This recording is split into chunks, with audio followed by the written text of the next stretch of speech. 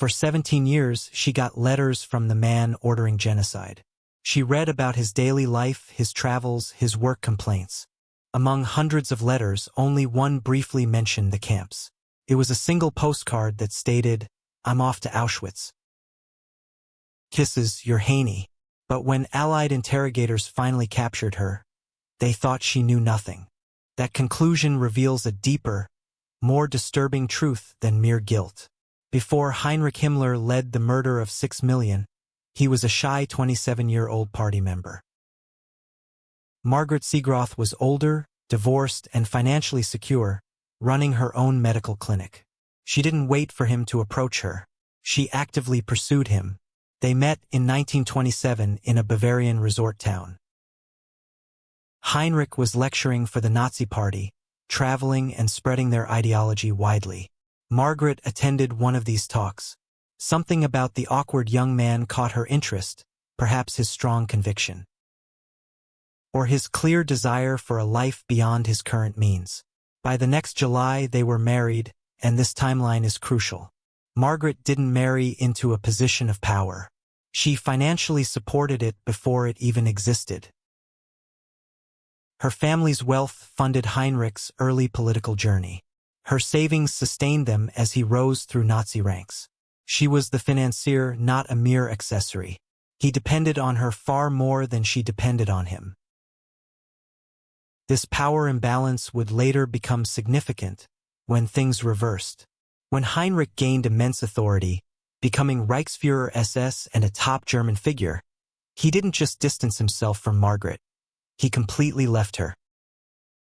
By the late 1930s, he only visited home to see their daughter, Gudrun. His secretary, Hedwig Pothist, much younger than Margaret, became his lover. Hedwig provided the sons Margaret could no longer have due to post-birth complications. On New Year's Eve 1938, Margaret wrote in her diary, "What I went through this year was beyond belief." Her marriage became an empty formality. The man she had funded, backed, and believed in was planning the Holocaust while she stayed home, feeling humiliated and forgotten.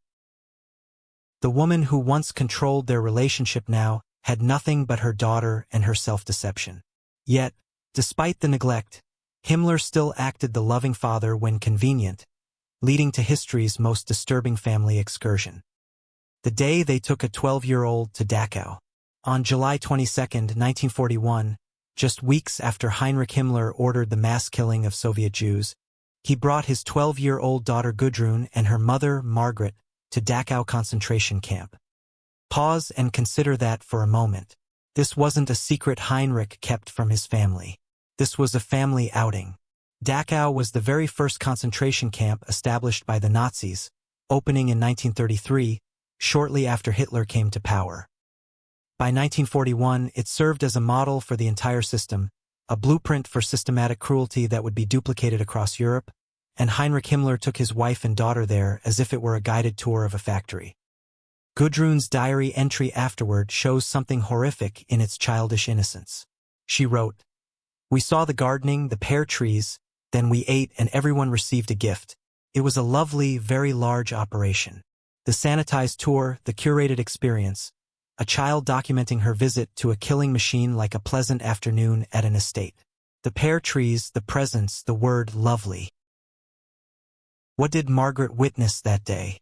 The same carefully arranged scene, the gardens, the orderly prisoners, the reality deliberately concealed. Camp officials knew how to present their facilities to guests. They kept the most terrible aspects hidden. They displayed the workshops, the farming projects, the signs of productive work. But did Margaret see more?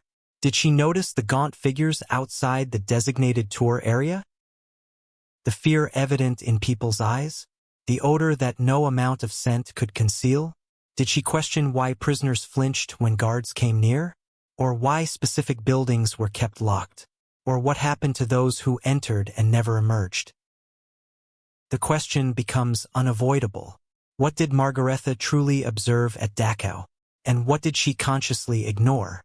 If you wish to continue exploring these untold histories with us, please subscribe. We delve into stories like this every single week. The postcard that spoke volumes. Documentary filmmaker Vanessa Lapa discovered 273 letters within the Himmler family archives. Pages upon pages of everyday details spanning almost 2 decades. Heinrich complained about caviar left out too long in the fridge. Margaret reminded him about their forgotten wedding anniversary. They discussed the weather, their daughter's school assignments, mundane travel updates, the typical correspondence of a normal marriage. Yet, this marriage belonged to the man in charge of the final solution. Out of all those letters, 273 in total, there was just one single mention of the concentration camps. A single postcard. I am off to Auschwitz. Kisses, your Haney. Not an admission. Not an explanation. Not even a subtle hint of what Auschwitz truly was. Simply a casual note similar to mentioning a business trip to Frankfurt.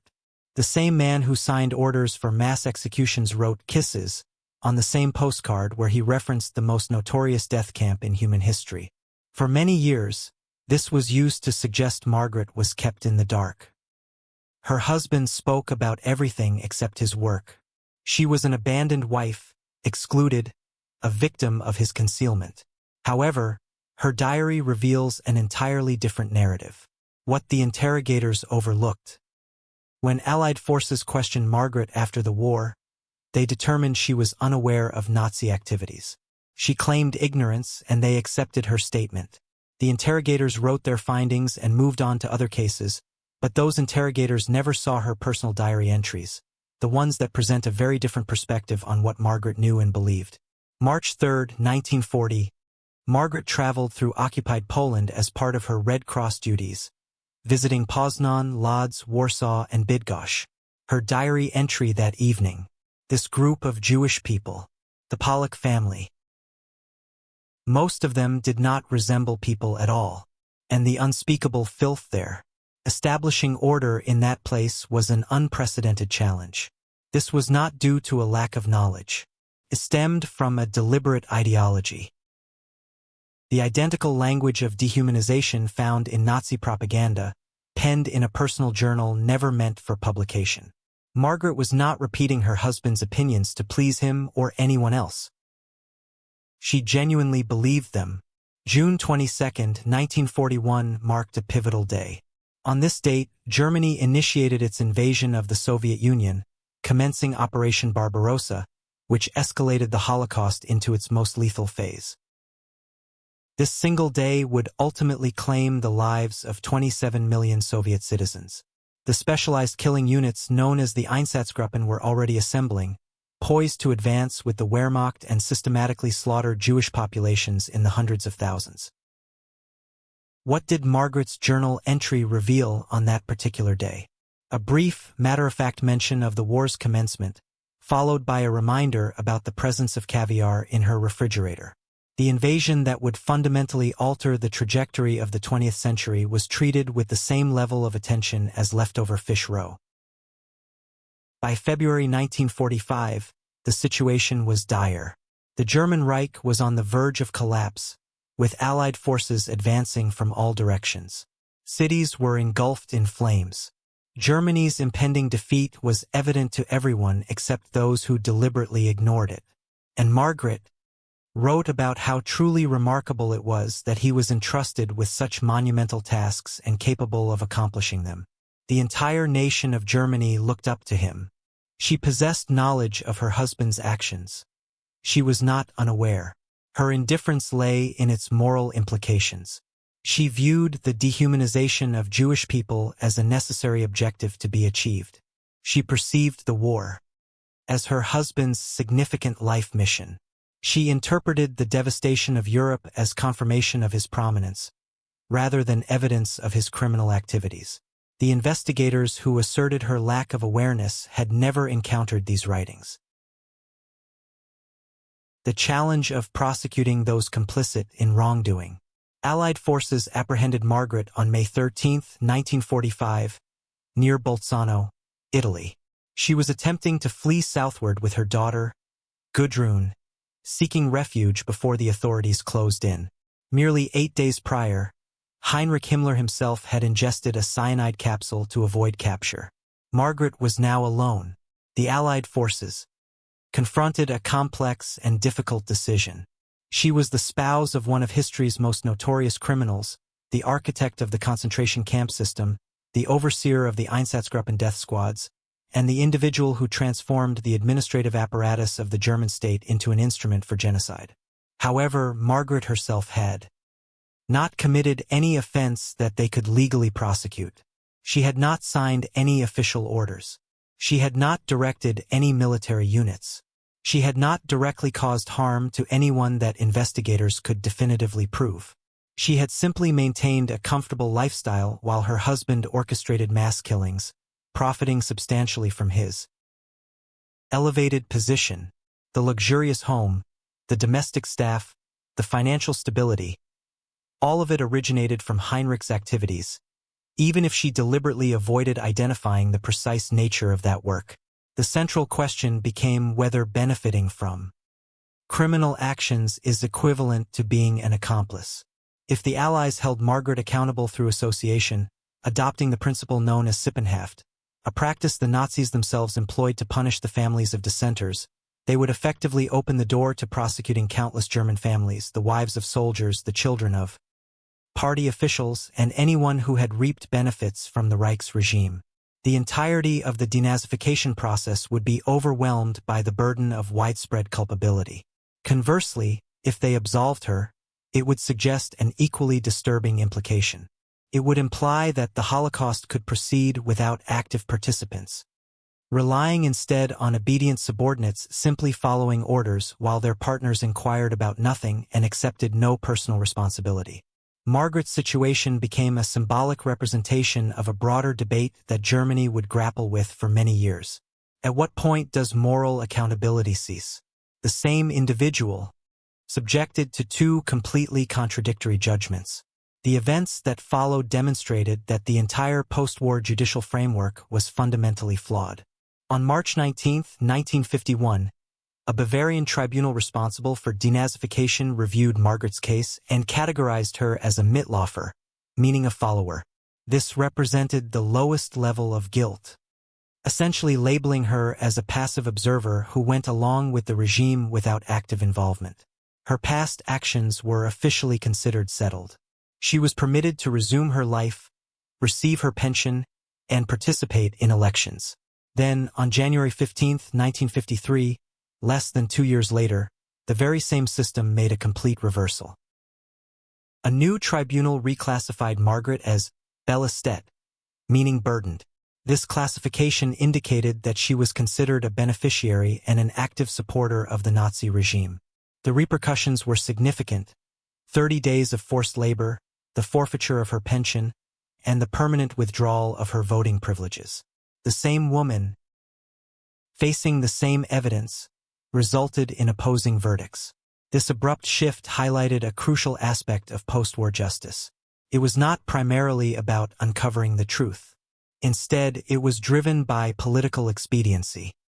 By 1951, West Germany was experiencing rapid economic recovery. The Cold War was escalating, increasing global tensions. American strategic priorities had shifted from prosecuting Nazis to establishing a defensive barrier against Soviet expansion. Judges were discreetly reinstating former government officials who could contribute to managing the new nation, and the denazification tribunals had lost their enforcement authority. By 1953, the political climate had shifted once more. Public outcry called for greater accountability. International scrutiny was being applied. The tribunals consequently tightened their assessment criteria. Margaret's earlier, lenient classification was re-examined and subsequently overturned. The revised verdict had no bearing on her actual knowledge or lack thereof. It was entirely determined by what Germany wished to perceive about its own national identity at any given point in time.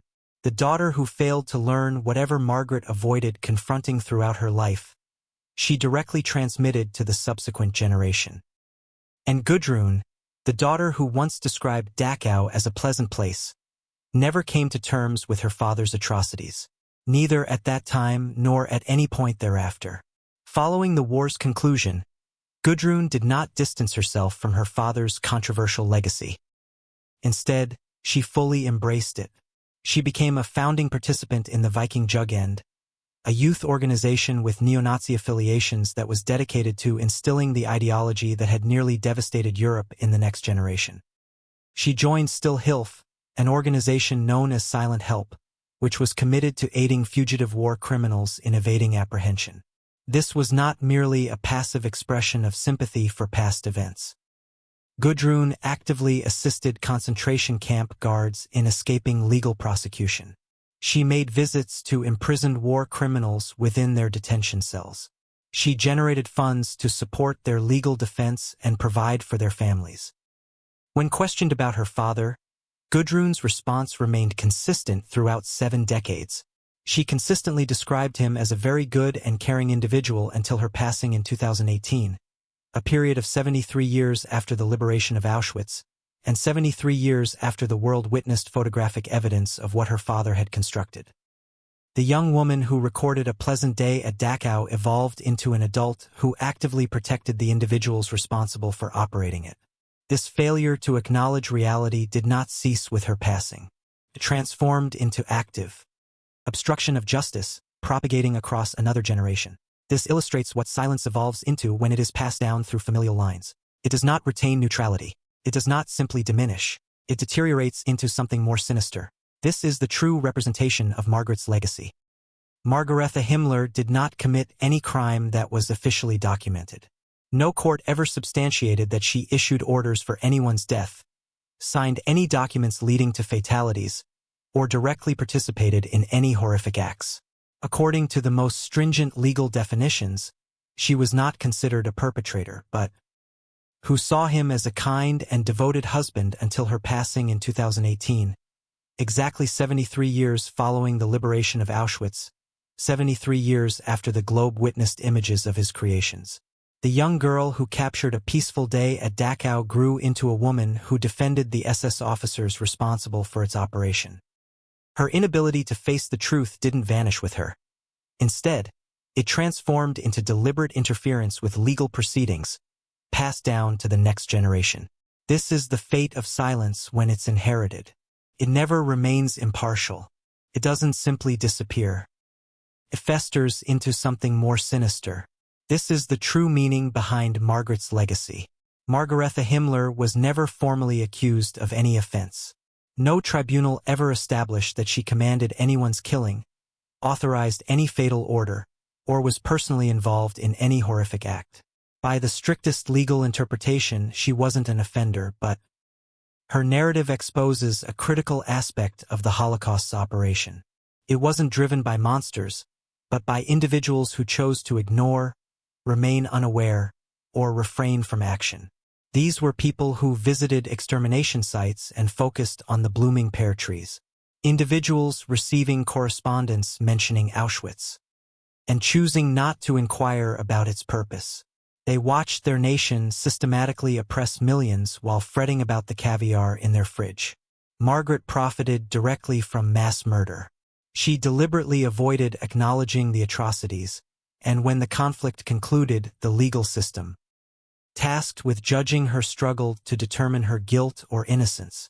2 separate courts delivered conflicting verdicts, interpreting the identical facts differently. This uncertainty, rather than her spouse's wrongdoings, is the reason her account remains significant. The Holocaust didn't necessitate that all Germans turn into murderers. It simply demanded that a sufficient number become like Margaret, content and uninterested, willing to reap rewards without investigating their origins.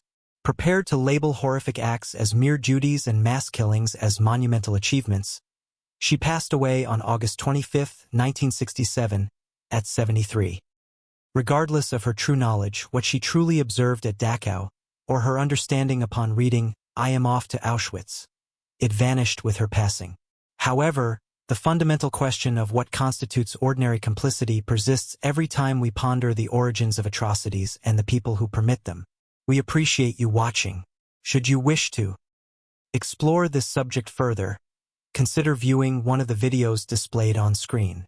I believe you'll find them equally unsettling.